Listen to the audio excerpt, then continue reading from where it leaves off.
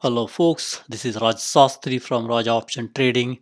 Today, I want to talk about my favorite sector, which is consumer defensive, especially the beverages, non-alcoholic. So, with that, we'll talk about Celsius Holdings, which is one of the favorite when it comes to millennials and many of these younger generations. Today is March 11th. Company just announced earnings and stock dropped. So it's a good time to look at this stock.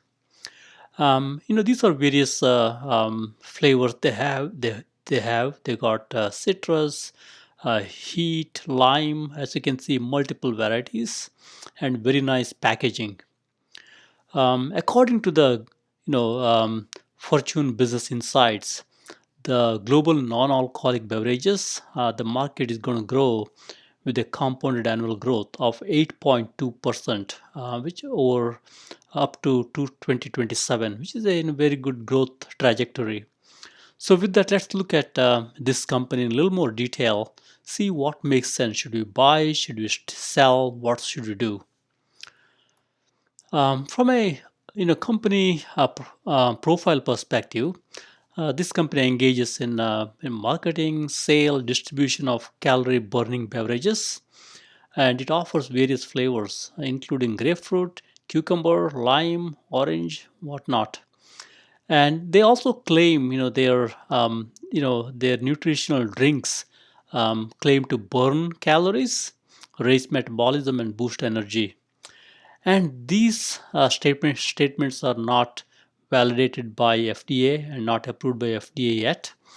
And that's one something that always comes up. FDA will take its time, and maybe in a couple of years down the line, we'll know whether it really burns the calories or not. It is scientifically not proven yet. And we got CEO 100% approval. I would not go by this too much because there is only one person who provided the review. It's not widely, the number of folks who approved is not much. Market cap is around 3.44 billion and stock price is around 47.37 after the drop. And they recovered some. So stock itself, as you can see here, did very nicely last, in last 2 years or so. Before that, it did not do much.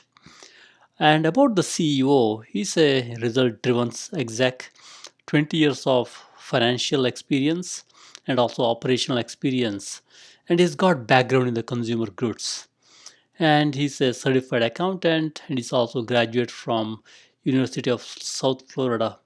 So far looks like it's there is nothing bad about him. He's got good experience and good financial background. The big headline: Celsius Holdings misses Q4 earnings and it's down 29%, largest pace of percent decrease in nearly a year. So that's why because of the earnings miss, especially given this company has done very well last 3 quarters, there's a high expectation and company missed it. Stock dropped big time. And they got various competitors in the alcoholic section. We got Fizz, National Beverage. We got Coca-Cola, Brimco, Monster Beverage, New Age, Dr. Keurig. There are various companies in the beverage space who are competing for this space. And from a performance perspective, from a weekly perspective, 10% drop, monthly 23% drop. On a 1 year basis, they're still profitable. Year to date, they just dropped by 5.84 after today's drop. And there is still some short ratio. The shorts could be pulling them a little bit, but I would think by now shorts would have made their money and they might be exiting because stock dropped and it started going up a little bit. So with that, let's look at the fundamentals itself here. Um, Company has done pretty well in the past.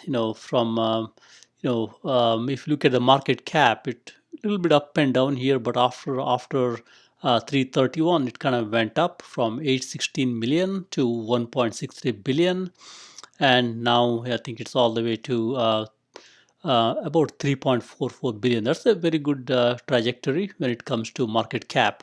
Clearly shows this company is gaining the momentum, especially with the younger generation. And revenue also, as you can see here, they're doing pretty nicely from a revenue perspective, about 35, $36 million on a quarterly basis. And year over year, the growth is also pretty good. They have been surprising Wall Street with a positive revenue surprise, and EPS also positive EPS surprise, with the exception of one quarter here back in 2019, and now today also they missed from an earnings perspective. And solid gross margin, nice. They got good amount of cash, and they don't have debt, which is good. And the price to sales ratio is 13, which is not too bad. And P ratio is high. This is, most of these type of companies, their P ratio is very high, and it's not clearly not a value stock; it's a growth stock. And they do have earnings per share. It's a profitable company, and the shares outstanding is not bad. It's pretty steady, so nothing to be alarmed about. So overall, from a fundamental perspective, it's a stock is in a good position, except the value, except for valuation from a P/E ratio perspective, which is bit higher, or I would say much higher.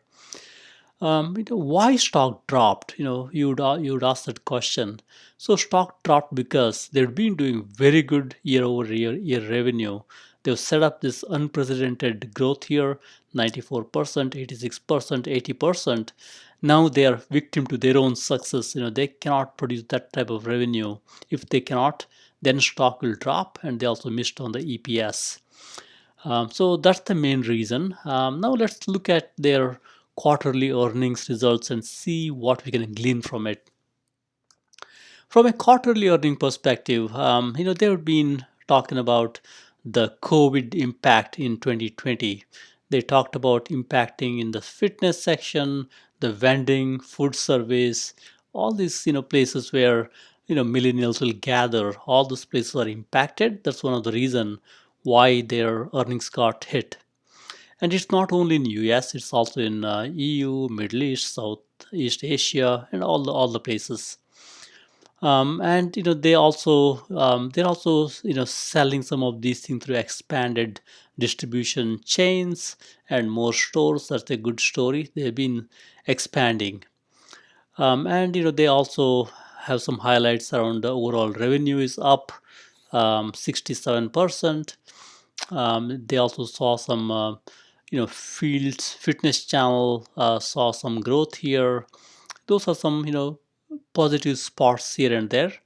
And from an outlook perspective, they still feel there is still the impact of there is the impact of gross margin. So far they've been doing 47%. Now they expect that gross margin is going to be in the 40% range throughout 2021. That's a 7% drop in gross margin.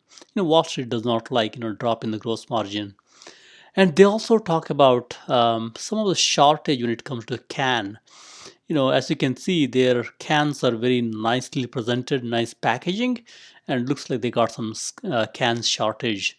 So I think they are working through it, but it will take some time, maybe back half of 2021. So that's why there is some impact around this can shortage to their revenue and growth. So overall, I feel it's not a positive earnings announcement, especially with the drop in the earnings, and also some outlook around lower gross margin and can shortage. Now, if you look at the performance itself on a yearly performance basis, company had done nothing in 2017. 2018, the performance is a negative 33%.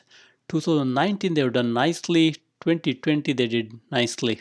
So that's the overall performance on a yearly basis, which is good. I mean, if you look at this performance here, 941%, to keep up with this performance is very difficult unless you execute flawlessly.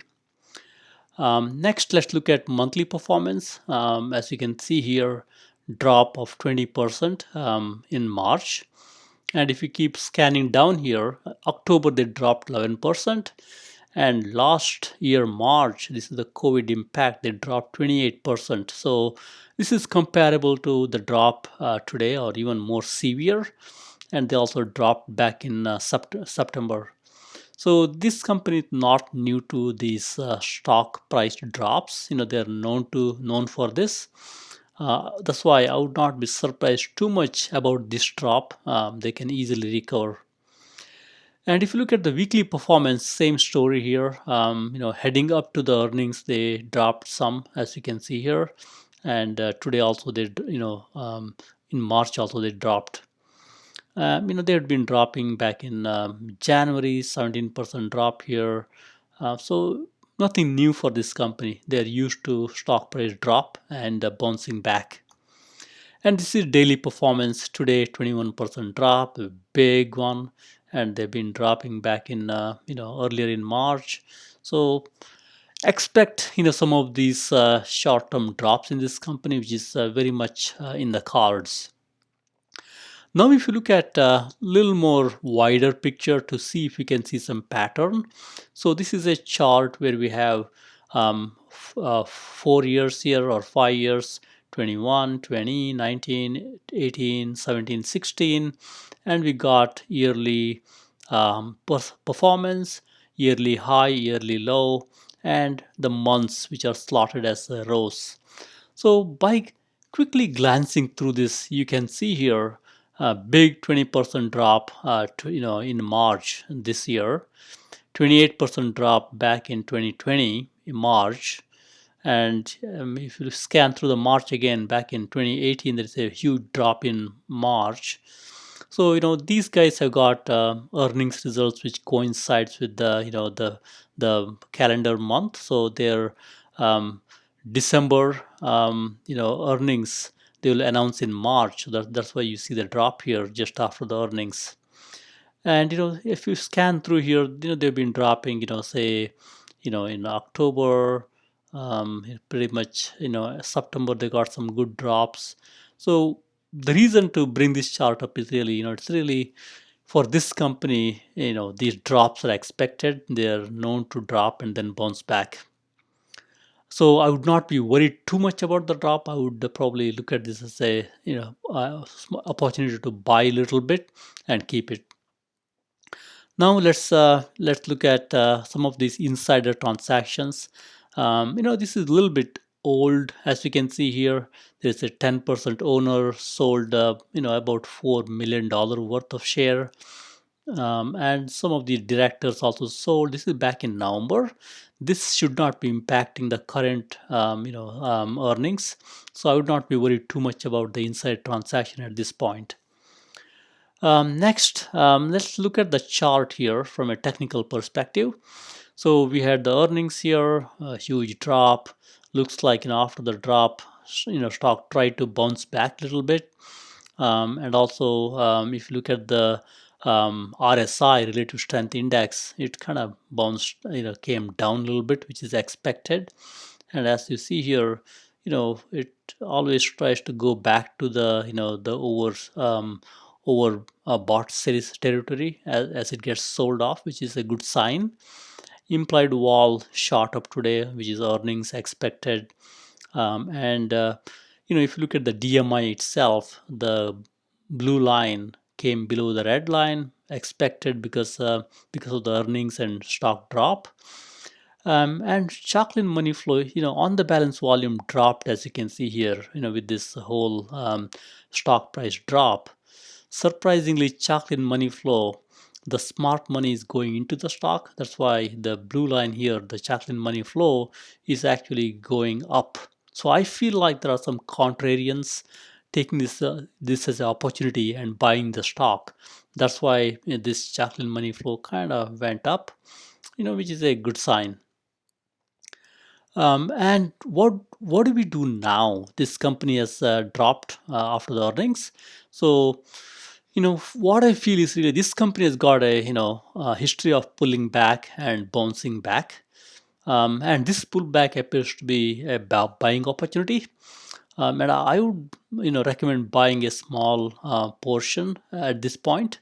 You could also either buy the stock outright or buy a call option, maybe say 70 delta, 3 4 months out. So that should also do the trick, because these guys can turn it around as their can shortage situation improves, and also as fitness clubs and vending machines and multiple of these convenience stores open.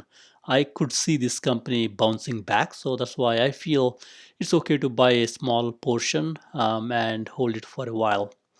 With that, thank you very much. Happy investing.